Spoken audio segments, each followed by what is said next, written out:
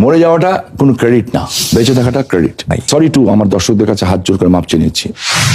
আমাকে অ্যারেস্ট করার জন্য 15 দিন ঘেরাও করে রাখা হয়েছিল। 9 ডিভিশনে একটা পুরো force, RAB, BGB, police, 1 lakh লোক থেকে 1.25 লাখ লোক আমাকে পাহারা দিয়ে রেখেছিল।